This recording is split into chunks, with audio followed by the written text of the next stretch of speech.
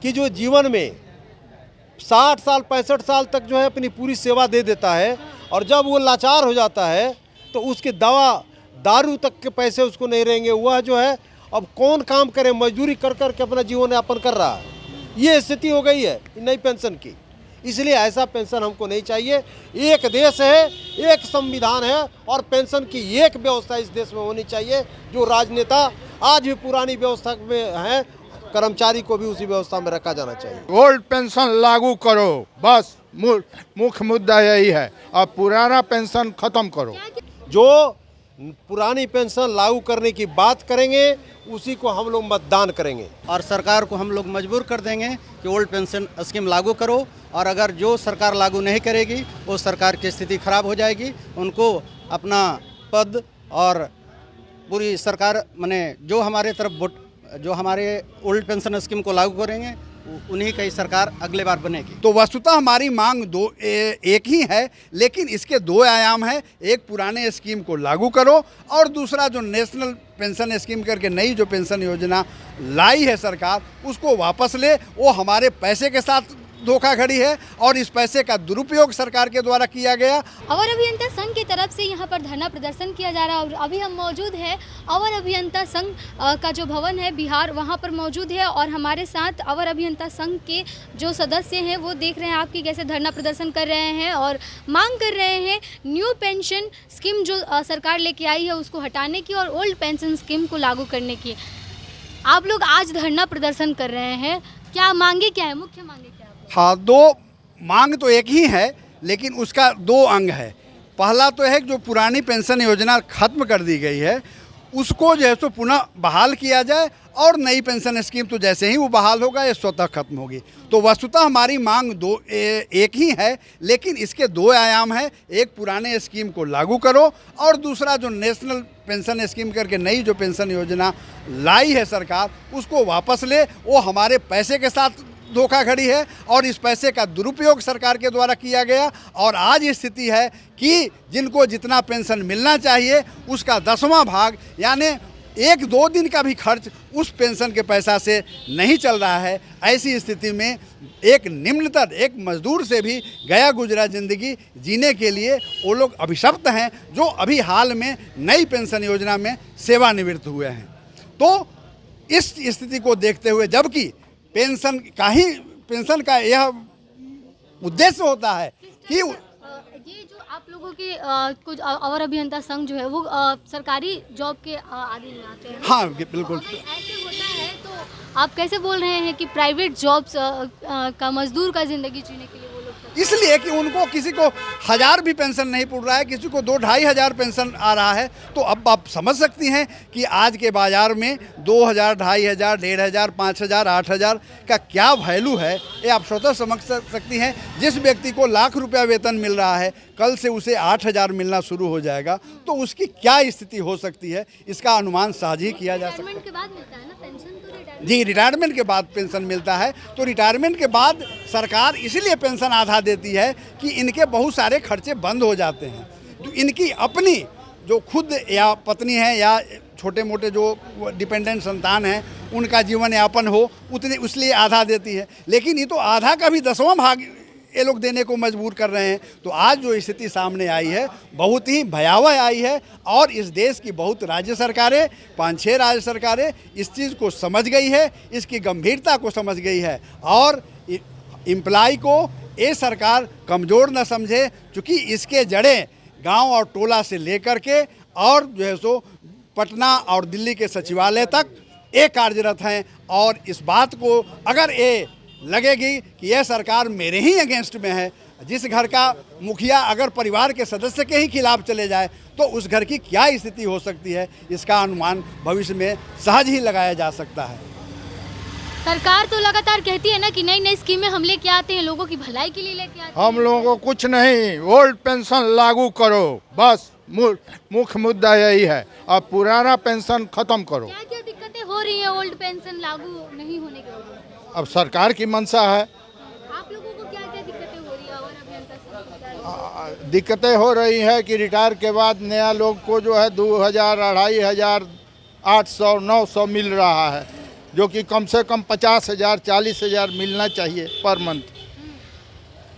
क्या करेंगे आगे सर आप? इसके आगे क्या करेंगे? अभी हम लोग ये एक सिग्नल है, इसके बाद जो अगला स्टेप होगा राज्य के सारे कर्मचारी संगठनों के साथ मिल करके अगली रणनीति हम लोग बनाएंगे और अगला जो पेंशन लागू करेगा हम और हमारे परिचित और हमारा परिवार सभी उसी को मतदान करेगा। जो पुरानी पेंशन लागू करने की बात करेंगे उसी को हम लोग मतदान करेंगे। ये अलग हर जगह स्टेट में हो रहा है और इस स्टेट में भी यही होगा। क्या लगता है चुनाव से पहले सरकार को इस पर कोई निर्णय लेना चाहिए?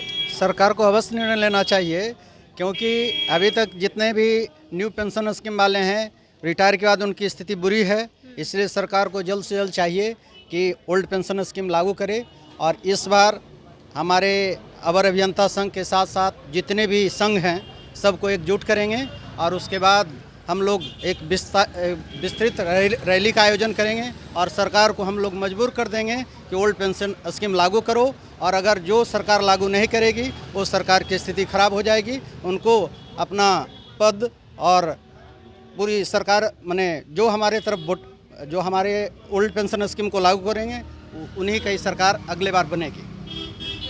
आपके जैसे कितने ऐसे लोग हैं, आप बता सकते हैं कि संघ से जुड़े कितने लोग हैं जो आजकल इस समस्या का आज बिहार के जितने भी कर्मचारी हैं, नए कर्मचारी या आने वाले लोग, ये सभी जो है हम लोगों के साथ हैं और सभी का एक ही है कि पुरानी व्यवस्था लागू हो। अब है कि सबको एकजुट करके एक कार्यक्रम जो है हम लोग आज स्टार्ट किए हैं और आगे धीरे धीरे सबको मिला के विस्तृत। पहली बार है जब आप लोग ऐसे उतरे हैं सामने सरकार के। सरकार के उतरे हैं। इसके पहले भी स्टेट पेंशनर जो है एक कार्यक्रम हुआ था हम लोग का गर्दनी बाग में, सरकार को हम लोगों ने दिया था अपना ज्ञापन, लेकिन सरकार को उस पर समझ नहीं रही है। आप जरा बताइए ना कि जो जीवन में 60 साल 65 साल तक जो है अपनी पूरी सेवा दे देता है और जब वो लाचार हो जाता है तो उसके दवा दारू तक के पैसे उसको नहीं रहेंगे, वह जो है अब कौन काम करे, मजदूरी कर कर के अपना जीवन यापन कर रहा है।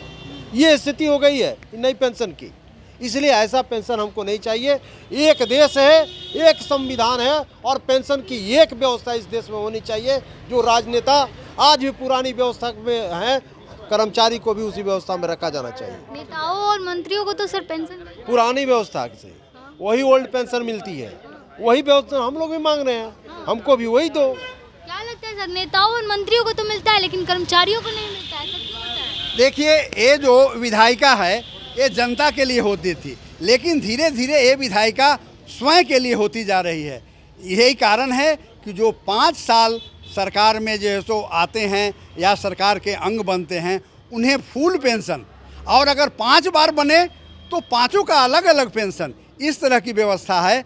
और जो इम्प्लाई अपनी पूरी ज़िंदगी, बल्कि जो इम्प्लाई है वह दूसरा कार्य नहीं कर सकता है, लेकिन जो हमारे नेता हैं उनका अपना सरकार में सेवा देने के साथ साथ अपने भी कार्य करते रहते हैं। कंपनी चलती है सर, कंपनियां चलती हैं। हाँ, कंपनियां चलती हैं, माने जो जिनको जो भी है वो कार्य करते हैं, लेकिन हम इम्प्लाई के लिए है कि आप केवल और केवल सरकारी सेवक हैं और आपको जो है सो केवल सेवा करनी है, इसके अलावे आपको कुछ नहीं काम करना है। और वैसे आश्रित को जब सरकार 60 साल के बाद धक्का दे करके बाहर कर रही है और छलावा के रूप में 3,000 4,000 का पेंशन दे रही है, तो समझ सकते हैं कि उसकी मनोदशा पर क्या असर पड़ता होगा। यह मनोदशा घूम करके फिर नए लोगों में छाएगी और तब जो है सो क्या होगा इसका अंदाजा लगाया जा सकता है। चुनौती देना चाहेंगे सरकार को? सरकार, देखिए, लोकतांत्रिक पद्धति में तो अंत में सरकार को जनता के पास आना होता है, और जनता तो हम लोग एक एम्प्लॉय के साथ एक अग्रणी जनता है, जनता के बीच में जो है फ्रंट लाइनर है। आगे क्या करेंगे आप लोग? आगे क्या करेंगे? मेरा क्रमबद्ध आंदोलन चलते रहेगा। हमारा भारत सरकार के अगले साल चुनाव है। हाँ, तो चुनाव उसके पहले बहुत सारा कार्यक्रम होंगे। उसके पहले हमारा केंद्र भारत सरकार में जो हमारे एफओ डे जिसकी इकाई हैं हम, वो जो है सो आह्वान करेगा और उस आह्वान पर हम लोग कार्यक्रम तैयार करेंगे और जो भी इसके लिए आवश्यक होगा वह आवश्यक कदम अपनी मांगों को पाने के लिए, अपने न्यायोचित मांगों को पाने के लिए हम करेंगे और वो करके रहेंगे। वो समय आने पर सब कुछ आप लोगों को पता चल जाएगा। चलिए, तो नई पेंशन अगर नहीं हटती है, नई पेंशन नीति, और पुराना अगर पेंशन नीति नहीं लागू होता है तो अवर अभियंता संघ जो है वो बड़े आंदोलन के मूड में है। इनका कहना है कि इनके जितने भी अंग हैं पूरे राज्य में और अलग अलग राज्यों से इकट्ठा करके ये अपने संघ को लेके आएंगे और बहुत बड़ा धरना प्रदर्शन करेंगे और सरकार को सबक भी सिखाने का काम करेंगे अगर सरकार इनकी बातों को नहीं सुनती है। बहरहाल हमने इनके मुद्दे को दिखाया। आप इस पे आपकी क्या प्रतिक्रिया है हमें कमेंट बॉक्स में ज़रूर बताइएगा। तब तक के लिए बने रहिए हमारे साथ। देखते भी प्रोजेक्ट में आपके साथ प्रिया। बहुत बहुत धन्यवाद।